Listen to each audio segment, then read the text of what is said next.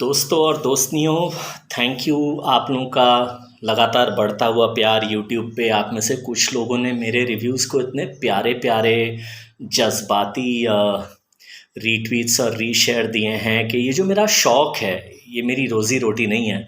ये जो मेरा शौक़ है, रात के 10-10 बजे जाना थका हुआ दिन भर का काम करके, और ये गोबर छाप फ़िल्में कुछ देखना। लेकिन आप लोगों का प्यार, कि आपने कितना अच्छा ऑनेस्ट रिव्यू दिया, मुझे ताकत देता है कि मैं बिना पर्सनल हुए, बिना कुछ बहुत कड़वी बात बोले, सीधी सच्ची बातें बोलूँ। Thank you. ऐसे ही अपना प्यार बढ़ाते रहिए।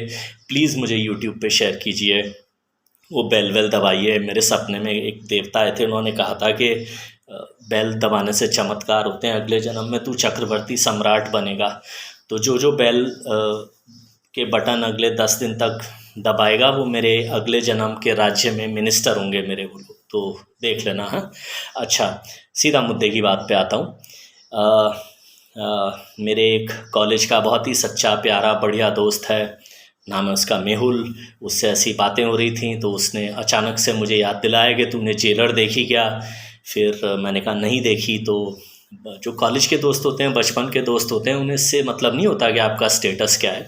तो उसने मुझ कुछ प्यारी प्यारी बातें बोली जो मैं यहाँ एक रिव्यू में नहीं बोल सकता हूँ। और उसने कहा कि जेलर देख, अब तो OTT पे भी आ गई है। और थैंक यू मेहुल, मैंने OTT पे जेलर देखी।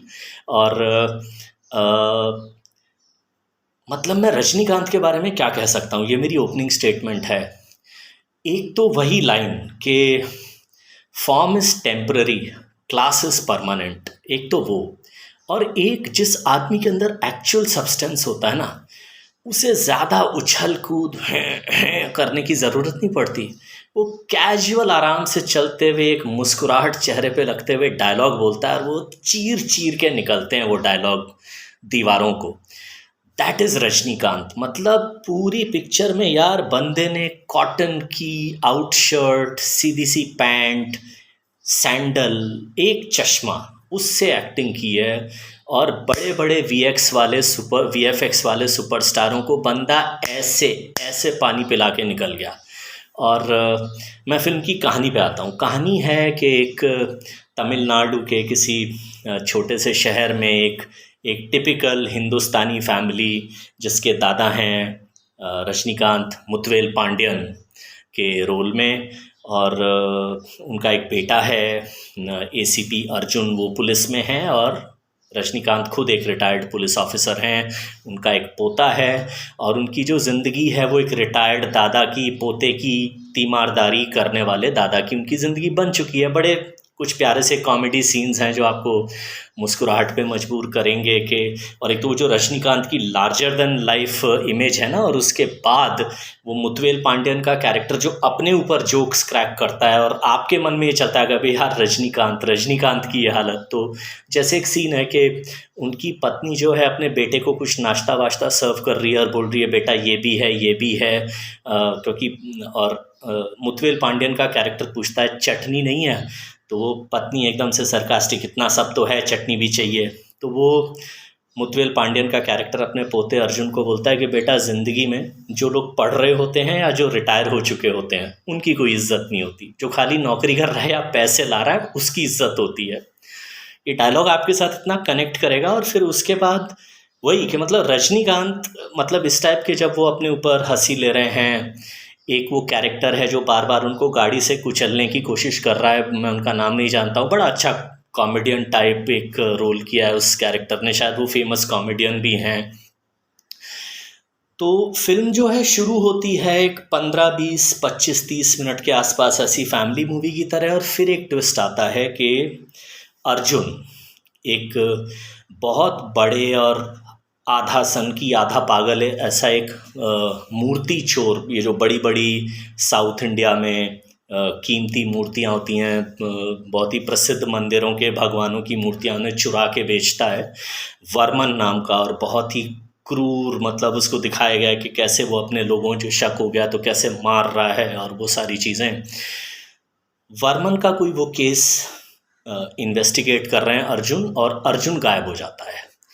अर्जुन जब गायब हो जाता है तो पुलिस स्टेशन की एक कांस्टेबल उनको मुथवेल पांडियन रजनीकांत के कैरेक्टर को आके बोलती है कि इस केस में वर्मन जैसे आदमी के खिलाफ जो भी पुलिस वाला इन्वेस्टिगेट करने गया है वो ज़िंदा नहीं बचा, मुझे नहीं लगता आपका बेटा भी ज़िंदा बचा है। और एक इमोशनल सीन में जो पत्नी है मुथवेल पांडियन की, अर्जुन की माँ, जो रोल किया रम्या कृष्णा ने, जो शिवगामी वगैरह के रोल में आप उन्हें जानती हैं, वो उनको ब्लेम कर देती हैं कि मेरा बेटा तुम्हारी ये जो तुमने ईमानदारी और उसूलों के सारे पाठ पढ़ा दिए उसको, उसकी वजह से मरा है, तुम जिम्मेदार हो। और ये बात मुथवेल पांडियन को अंदर तक हिलाती है। और वहाँ से जो रजनीकांत की एक्टिंग है कि मेरे बेटे को मारा गया है और अब जिन्होंने भी उसे मारा है मैं उन्हें नहीं छोड़ूंगा। मतलब देखिए, ऐसा कैरेक्टर आपने कई बार देखा सुना है। अभी अभी ये जो कुछ फिल्में आई हैं जैसे गदर 2, उसमें यही थीम है। वो जो गोबर का जूस है जवान, उसमें भी यही थीम है। तो यही, लेकिन रजनीकांत का जो डिटरमाइंड बाप वाला कैरेक्टर है, if I were to rank ये बाप बेटी की जितनी भी परफॉर्मेंसेज आई हैं पिछले एक आध साल में, रजनीकांत ने सबको बेटा हटो, दद्दू आए, हट जाओ, रास्ता दे दो, ऐसी उन्होंने एक्टिंग की है। तो वहाँ से जो फिल्म पलटती है और वो एक एक करके सबको टपकाते जाते हैं। और वो वर्मन जैसे शातिर खिलाड़ी का जो बैंड बजाते हैं, बल्कि जो एक सीन देख के मुझे हंसी आई, उससे भीख तक मंगवा देते हैं 10 रुपये के लिए।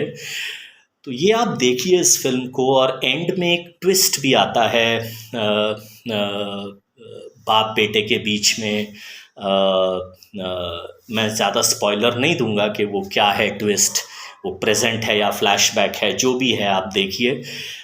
एक डिटरमाइंड बाप और फिर एक उसूलों से भरा हुआ बाप। और इसके अलावा इस फिल्म के जो हाईलाइट हैं कि कई सारे नॉर्थ साउथ के फेमस एक्टर्स को लिया गया है। शिवराज कुमार हैं एक बहुत ही ज़बरदस्त कैमियो में। वो जो पंखे वाला सीन है वो मुझे बहुत पसंद आया कि पंखा कौन बना हुआ है। मतलब कॉमेडी भी बहुत बढ़िया और ऐसे लेवल किया गया आप जेन्युइनली ठाके मार के हंसते हो।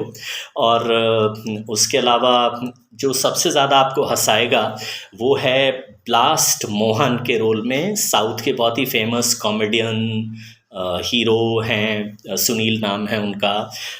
उनको आप इस ढंग से ज़्यादा पहचाने कि पुष्पा में उन्होंने एक विलन का रोल किया है। और इसके अलावा साउथ की एक बहुत सुपरहिट मूवी है राजमौली की, मर्यादा रामन्ना, जिसका रीमेक बना था सन ऑफ सरदार, उसमें वो मेन एक्टर थे।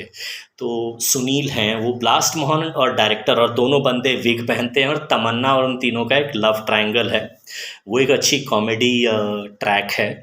कुल मिलाकर एक्चुअली एक मसाला फिल्म, जैसे आजकल कुछ आते हैं ना कि नहीं मसाला फिल्म है, दिमाग मत लगाओ, और मतलब ये मसाला फिल्म वो होती है जो दर्शक को एंटरटेन करे बिना उसको कुछ बेइज्जती का एहसास दिए कि डायरेक्टर हमें बिल्कुल ही च के नीचे जो ऊ की बड़ी मात्रा से एक और आ की छोटी मात्रा पे ख़त्म होने वाला एक शब्द बनता है ना शुद्ध हिंदी में, ये डायरेक्टर हमें वो समझ रहा है क्या। तो ये मसाला फिल्में जो बनाते हैं ना साउथ के असली सिंसियर डायरेक्टर, वो मसाला फिल्में ऐसी बनाते हैं कि उन्हें देख के आप इंजॉय करते हो, लेकिन आपको कहीं भी ये फीलिंग नहीं आता कि ये डायरेक्टर अबे कुछ भी दिखा रहा है, हमें गधा ही समझ रहा है क्या। तो यही एक आर्ट है मसाला फिल्म की।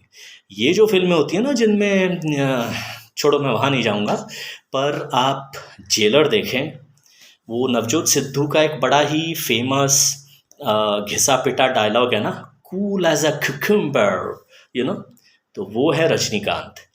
और वो एक रवि शास्त्री का भी एक वो घिसा पिटा, वो हर चीज़ में लगा देते ना, बॉलिंग अच्छी हुई तो बॉल गई लाइक अ ट्रेसर बुलेट, शॉट मार दिया तो the shot went like a tracer bullet. किसी ने छोड़ो वहाँ भी नहीं जाऊँगा।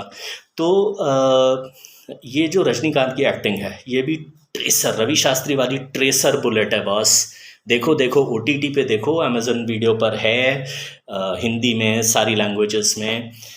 भाई मैं तो मतलब मज़ा आ गया यार। मतलब एक तो मतलब अच्छी एक्टिंग का प्यासा, 5 में से 7.5 स्टार यार। आजकल मैं कुछ पढ़े लिखे लोग होते हैं वो करण जौहर की झूमर लहंगे वाली टट्टी फिल्मों को 6 में से 8, 6 में से 9.5 स्टार देते हैं। तो उन्हीं का स्टाइल थोड़ा सा कॉपी कर रहा हूँ, 5 में से 7.5 स्टार।